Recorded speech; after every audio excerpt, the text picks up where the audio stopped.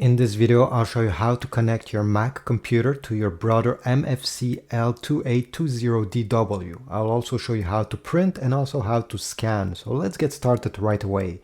Step number one is to connect this printer to your Wi-Fi network. The same Wi-Fi network as your Mac computer. On the display, we're gonna tap on this Wi-Fi icon on the bottom of the screen. Then you're gonna select Find Wi-Fi Network. I'm going to wait a few seconds. It will scan for all the Wi-Fi networks around the printer. It will give you a list. You can use the arrows to go up and down, and once you find your Wi-Fi network, you simply need to click on it and then press OK. Type the password. If your password has numbers or symbols, you have a small button over here that you can switch between the different keyboards. Once your password has been typed, press OK, and you'll get the connected confirmation that everything is fine. Press OK, and this is it. Your printer is now connected. You can press the home button over here. On your Mac, it's time to click on the top left corner where you see the Apple logo. Then press System Settings. We need to add this printer, so we'll go down in the left side menu until we select at last Printers and Scanners. Then over here, go on the right side and click on Add Printers, Scanners or Fax. It's at the bottom. This window will appear, and all we have to do is to select our Brother printer. Select it in blue and then press Add.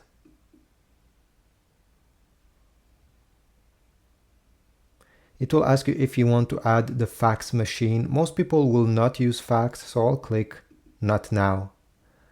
And the printer will be added to your Mac computer. Now let me show you how to print and also how to scan.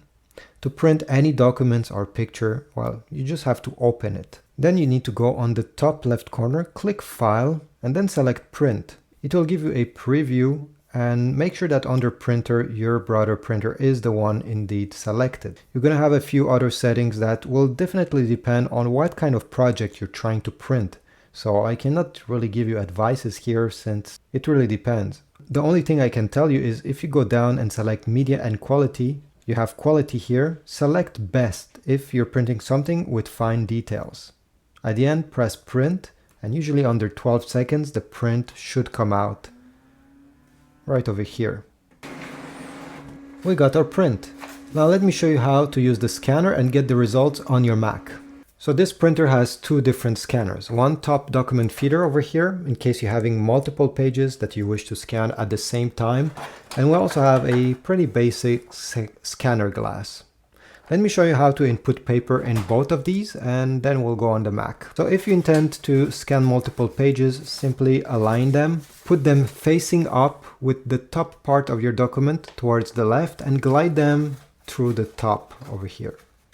Just like that. If you want to use the scanner glass, because you just have one page you wish to scan, take your page, put it facing down with the top part towards the left, and then align the top left corner with the top left corner of the scanner. So make sure both are touching over here. Then close. On your Mac computer, let me close this. We're gonna go back on this window over here where, in the settings, printers and scanners. You're gonna find your printer in this list. Click on your printer and then select Open Scanner. On the left side, select your printer and wait. Now once you're over here, you may get a preview, or maybe it's not there. That's not important since nothing got saved yet. You're gonna have a few settings you can change. Let me walk you through all of them so you know what's all about. So scan mode, select where your document is located on the flatbed or document feeder. If you want in black and white over here. Resolution, this is quite important. If you're scanning anything with a lot of details like a picture, artwork, stuff like that, select the highest number. It will give you the best results. If you're simply scanning text with some images that are not very important if they're high resolution or not, select 200 or 300 dpi. The higher the number, the longer time it will take for you to scan the document. Now you have the size of your document. I'll leave it like this. And over here, where do you want this document to go? By default is desktop, and I will leave it there. And you can also give this scan a new name. Finally, you have the format that you wish this scan to be saved in.